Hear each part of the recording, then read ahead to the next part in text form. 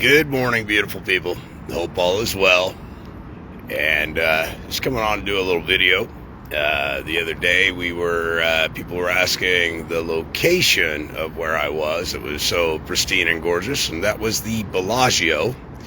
And as you know, Hank the Tank is a service dog, and they have these funny policies, not law, policies. Hank, heel. Let's go. And they have these funny policies that your dog has to be on a leash. Well, that may be true, but Hank doesn't identify as a dog. He is a service dog, and his pronouns are fuck and you. And so, anyway, the Bellagio, they got it right. The Venetian screwed up horribly. And what the Venetian hotel attempted to do, or the employees, the agents and agency for the Venetian, the security staff, when I blatantly ignored them saying, "Hey you, sir, hey, stop," which is false arrest, false imprisonment, by the way, if I had adhered to it, but I don't, because they don't have the authority to tell me to stop or to do anything furthermore. And if you're going to employ my services, I can assure you I am one expensive motherfucker. Very expensive. My time is a precious valued time commodity. So, anyway, we had a standoff. Mexican standoff. Imagine that. Last name Gonzalez. Kind of funny. With the security staff, who decided because I was ignoring them that they would try to instigate a dog fight. Yes, that's correct. They called one of their security staffers who had a Malinois. Now, kind of looked like an old wrinkled puss that had once been a great service dog, no doubt, but he was older. And I could tell that he's probably retired from military or police force. No problem. Very well trained dog, by the way. So nothing against the Malinois, but definitely against the handler.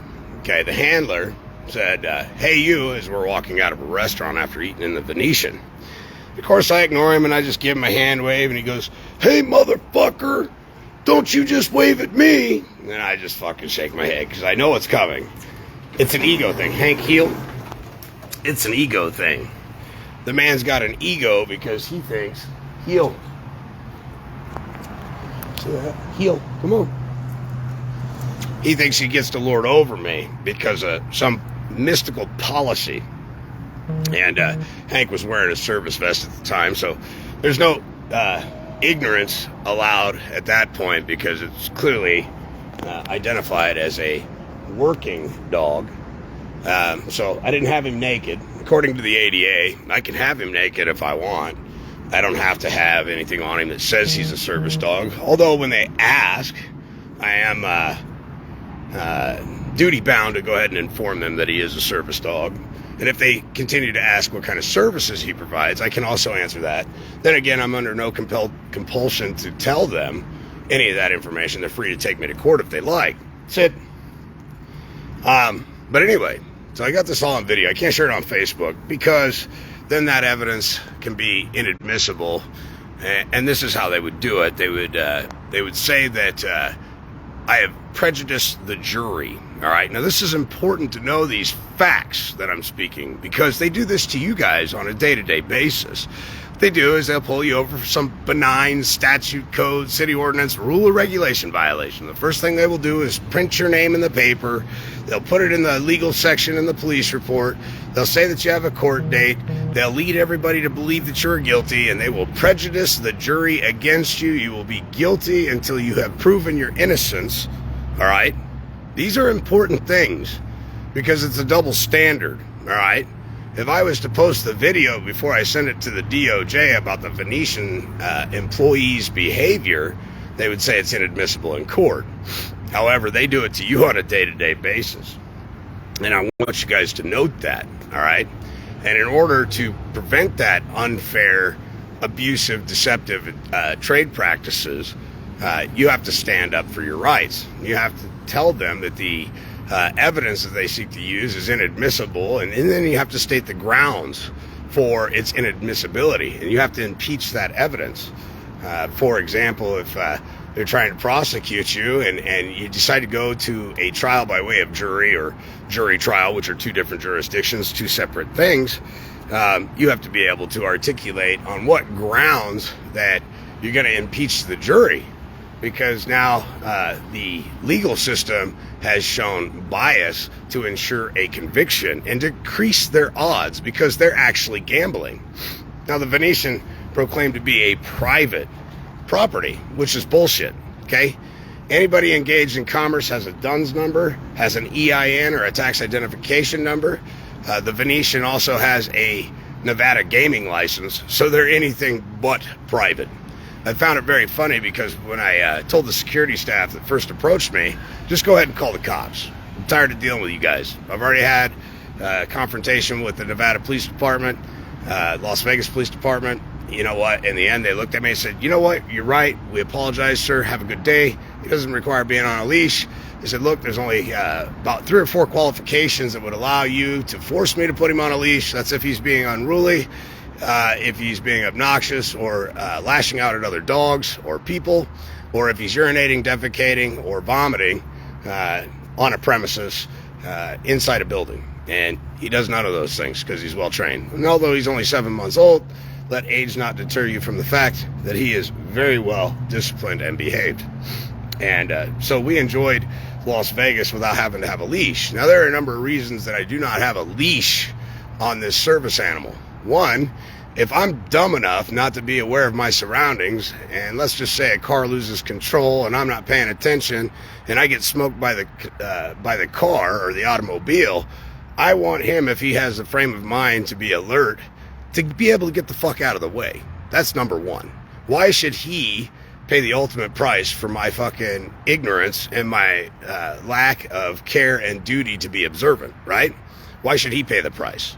By being tied to a leash. The other thing that a leash does to a dog is every critter, including man, has 2 options when shit hits the fan: fight or flight. When you put a dog on the end of a fucking leash, the only thing he's got left to do is fight, because he cannot escape or evade. He doesn't have that ability. Hank the Tank, as you can see, always has the ability to make a conscious choice of whether he can walk away or whether he's going to stand his ground. All right? So I watch over him. He watches over me. And as you can see, people walk freely. And he does his thing. All right? So the staff at the Venetian, they summons their management team. Hank, heel and sit. He's good. Sit. And down. And stay. Down all the way. Hank, down all the way. My son's Stay. very afraid of dogs, so I'm sorry. Oh, no worries. It's okay. Stay. Okay. He's only 7 months old. He's just a baby. Oh. Stay. Hank, down. Sit. And down. Ground's a little bit wet. But anyway, so the point I'm trying to make here is learn the law. Become astute and pay acute attention to detail and stand your ground. Quit letting people push you around because they got an ego and they think that their job gives them ability to lord over you. Nobody can accost you against your will and tell you to stop. No, don't move. You're not free to go. That's false arrest and false imprisonment, okay? Now, this dog handler using profane language around my 13-year-old daughter is disgusting, to say the least, especially when we're just walking through and we're actually customers in the Venetian.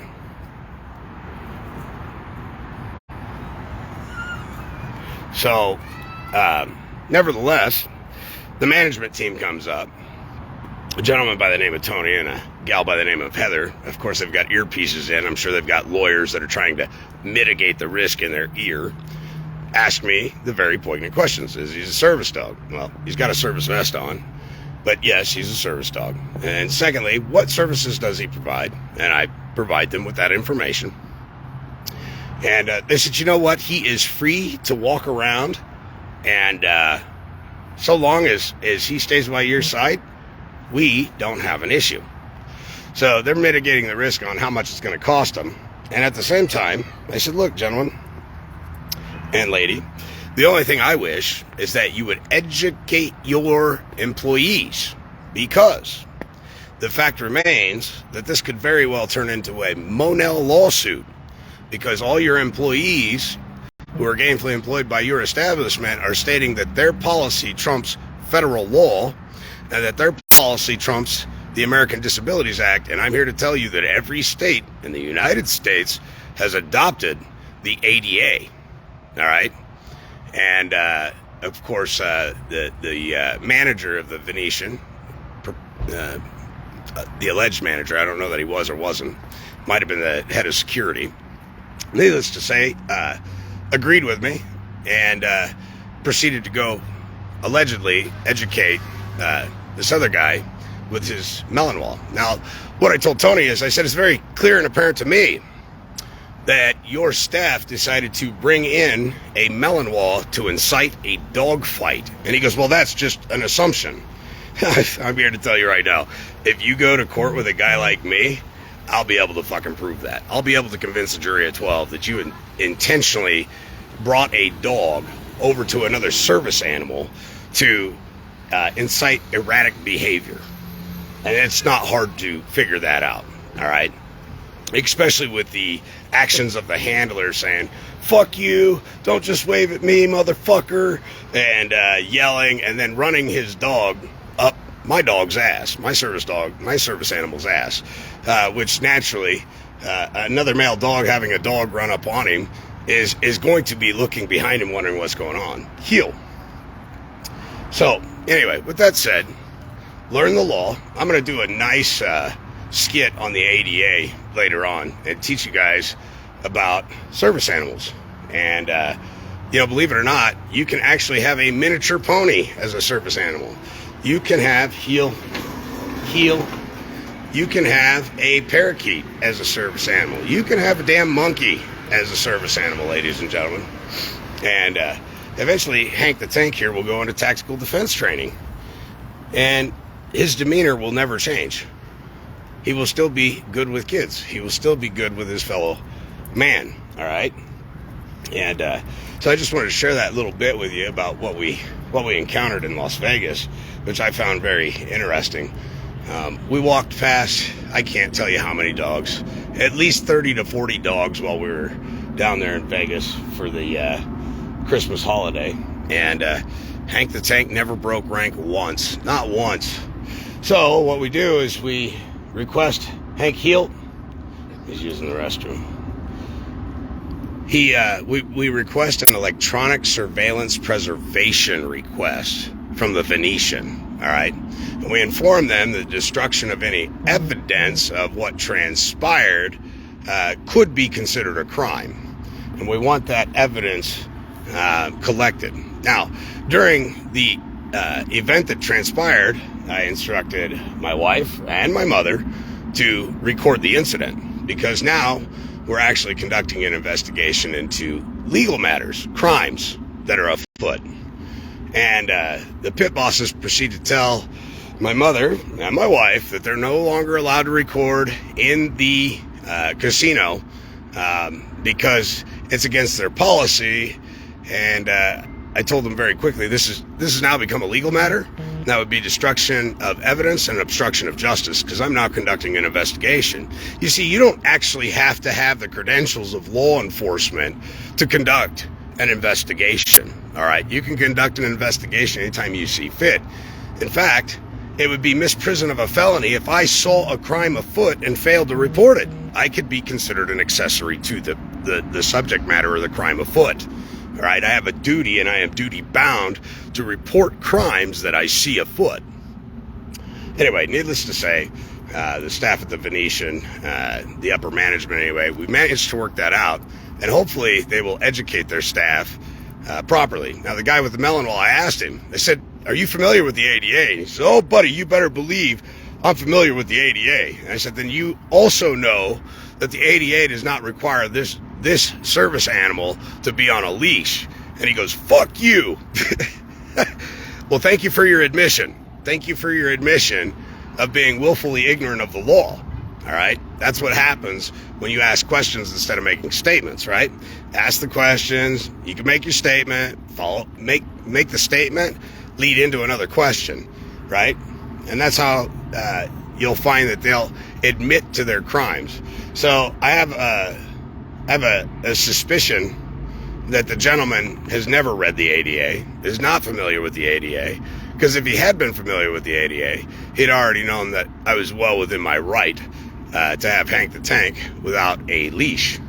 And but he proclaimed to have read the ADA and know the ADA, and he's a service animal handler himself, and he knows.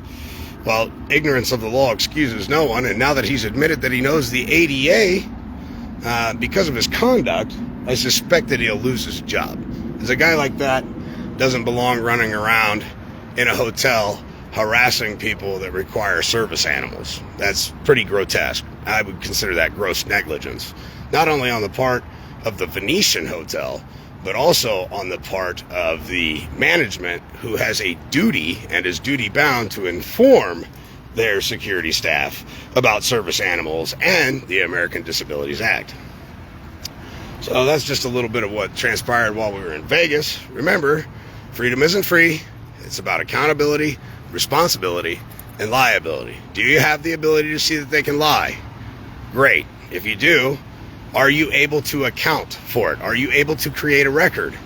Awesome. If you can account for it and create a record, do you have the ability to respond properly? Remember, long sufferance equates heel to acquiescence, okay? So if you don't say anything, this thing called latches occurs, legally speaking, all right? Remember, a trespass is still a trespass in the equitable jurisdiction until remedy is had. And but latches being a legal aspect of things, long sufferance equals acquiescence, which means to put it in a scenario for you, say you got stabbed by a guy, and you just say, never mind, fuck it, shit happens.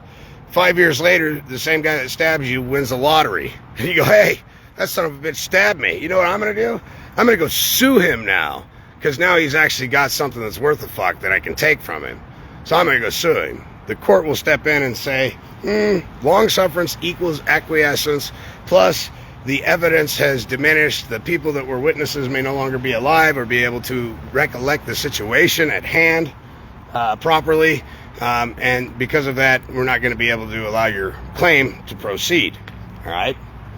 So here's another thing to be cognizant of is when something happens, create the record and the report. All right. If you get in a car accident, and even though you don't feel as though you're hurt at the time, go to the hospital, get an examination, create that record. Okay. If you're accosted by security staff at a casino or anywhere else, go to the police, create a record. All they are is glorified clerks that create records and maintain records, and that's what you need to do. You need to create that record so you can use it if you need to in the future. If you don't create that record, ladies and gentlemen, you're going to have a really hard time defending and protecting your rights and what you're rightfully entitled to. And that's where the American people, and furthermore the people of the world, are screwing up. It's about dictation. So one of my greatest mentors, Sean Herrick out of Arizona, taught me this. He became a self-made millionaire at the age of 18, decided he was never going to live the lifestyle that the rest of his family had lived, and started busting his ass at 16, 17 years old. By the time he was 18, he was a multimillionaire. By the time he was 21, he bought his mother's first house for her. Pretty cool. And he told me the greatest thing I ever did, Derek, was create a journal.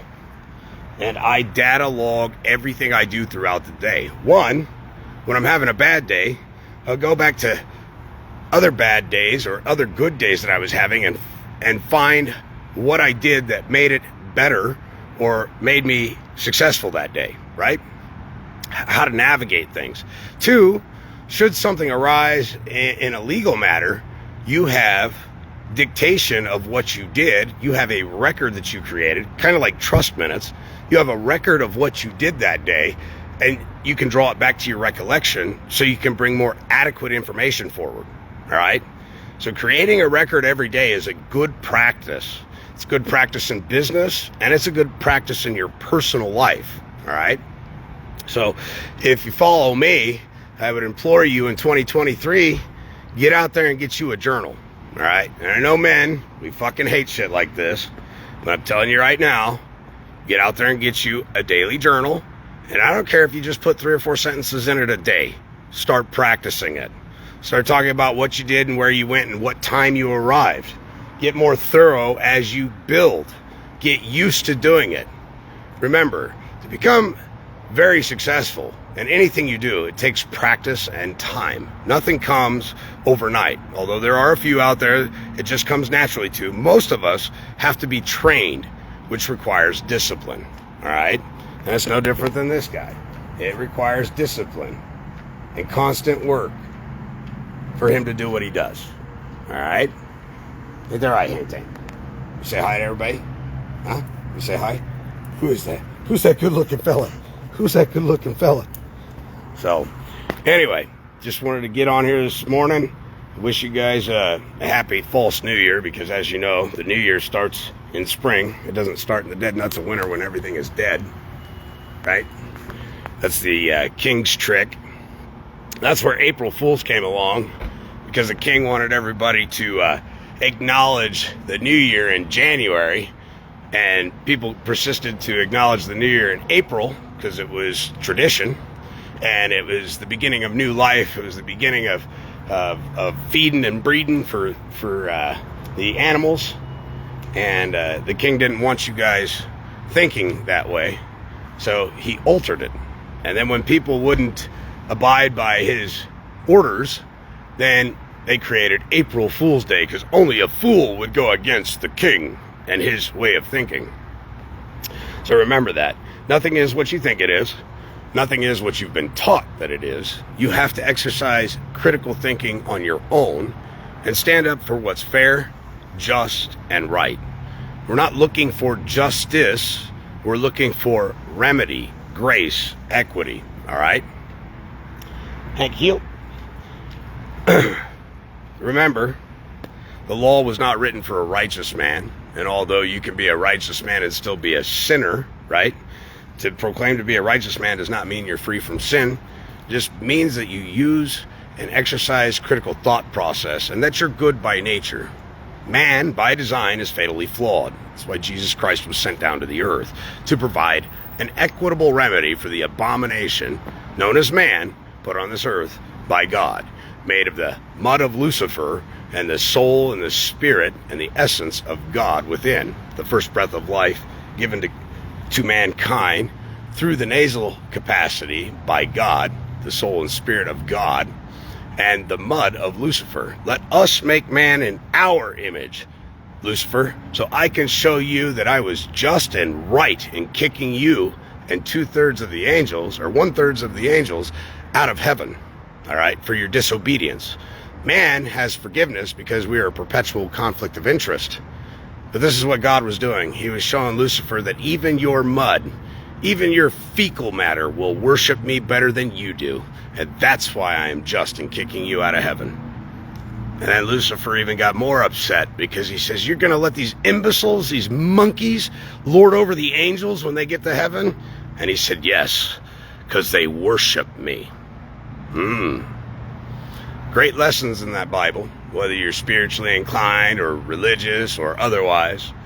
It's always a good idea to read, and then be able to read between the lines, analyze the parables, let it resonate with your mind, body, spirit, and soul.